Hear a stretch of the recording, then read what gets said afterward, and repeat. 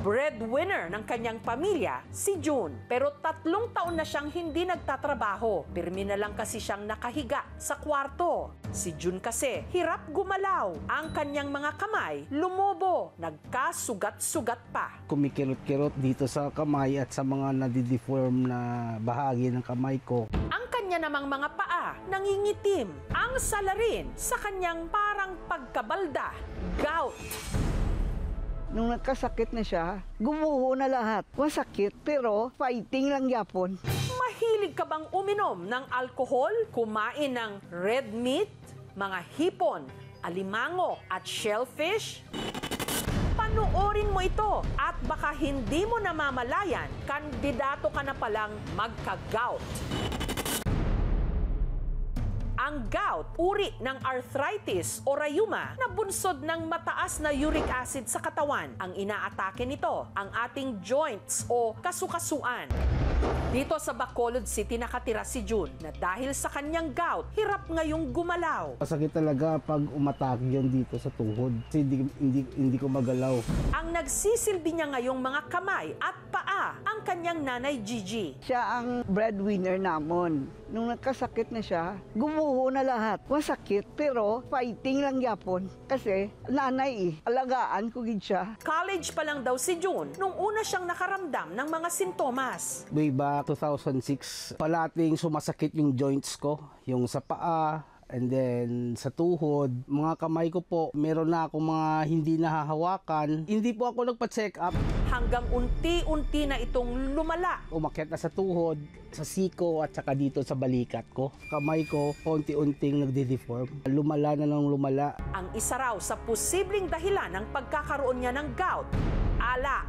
Malakas akong uminom. Tuwing may okasyon, inom kong inom. Nagsisisi po ako sa lifestyle ko noon. Kung alam ko lang ito magiging epekto, sana di ko na po inabuso yung sarili ko. Ayon sa tala ng Philippine Rheumatology Association, mahigit 1 milyong Pilipino ang may gout. Ang mga mataas sa uric acid, mga shellfish, mga dark meat. One trigger for gout is your beer or alcoholic drinks. Hyperuricemia is also associated with heart attack, diabetes, pagsira ng ating kidneys, no? Kung merong crystals ng uric acid pumunta sa kidney, hindi siya basta-basta natatanggal eh. So it stays there and talagang magkaka-deformity sa mga joints. Pero walang quick fix. Parang alta presyon yan eh. For life din siya. Usually, kailangan rin ng maintenance na gamot.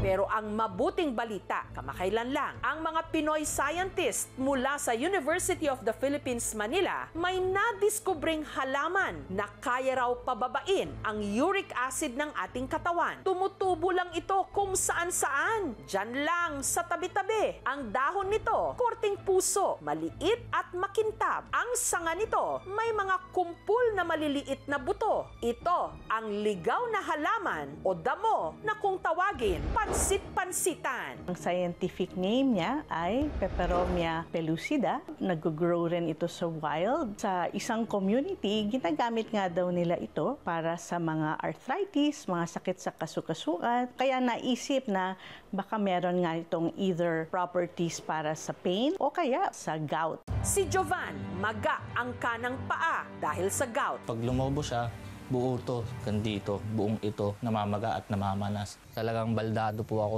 nasa bahay lang po ako at di makalakad. Ang inirekomenda raw sa kanya ng kanyang biyanan, pansit-pansitan. Nakita lang nila sa bakuran po nila. Ang mga nakuhang dahon, pinakuluan niya.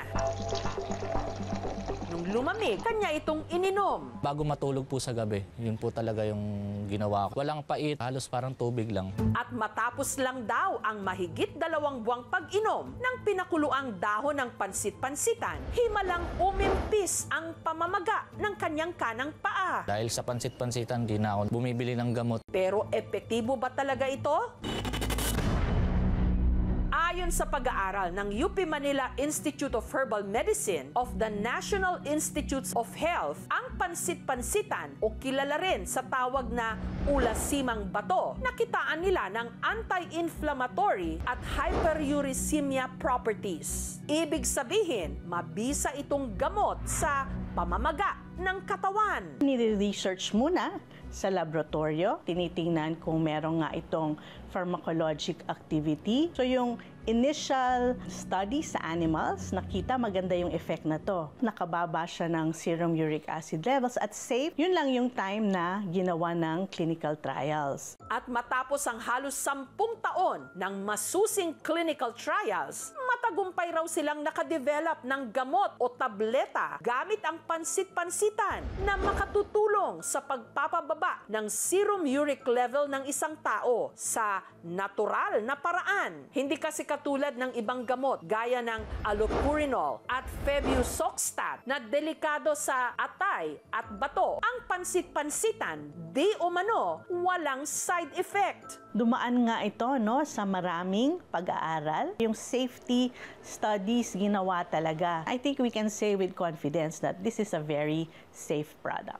Ang mangingisdang si Jose, ito ang nakikita ngayong remedyo para sa kanyang gout na siyang dahilan kung bakit na-deform ang kanyang mga daliri. Ito po ang yung mga bukol ko, sa kamay ko, sa siko ko. Sa tuhod ko, mayroong malaki yung mga bukol-bukol.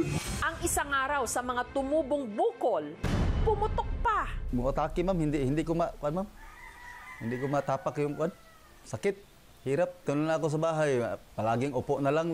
Para maibsan ang sakit na dulot ng kanyang gout, may inireseta raw sa kanyang gamot. Mahal, ma'am, yung mga gamot ni resita ng doktor. Pambili na lang ng bigas. Pero paglilinaw ng UP Manila Institute of Herbal Medicine of the National Institutes of Health, may limitasyon din ang kakayahan ng kanilang pansit-pansitan tablet. Kung deformed na yung joint, hindi niya maaayos yon. Pero as maintenance medication to keep the serum uric acid levels normal, I think this will be a very good drug. Maraming diseases ang pwede niyang ma-prevent kung maagapan natin na ma-normalize po natin yung ating serum uric acid level. So lifestyle, diet, exercise rin, important para yung joints natin na move natin. Lots of water also para mailabas natin. Those are ways to avoid having a high uric acid levels. Ang Technology Transfer at Business Development Office ng UP Manila naghahanap ngayon ng mga katuwang upang matulungang dalhin ang halamang gamot na ito sa merkado. It is really the vision of the Institute of Herbal Medicine na makadevelop tayo ng safe, effective, and affordable herbal medicines. Gusto natin maging self-sufficient. Hindi tayo import ng mga gamot. Hindi naman magkaka-scarcity kung ang mga tao gagamit nito para sa kanilang personal use. Yung seeds, kahit yung stem cuttings o kaya yung leaves, ipaplant lang natin, madali po siyang tumubo. Usually by 2 to 3 months, pwede na siyang ma-harvest. Nakaka-boost ng pag-asa, lalo na sa katulad namin may mga gout. Malaking tulong yun, ma'am, kapag yan na gamot kayo nandito na sa bakuran.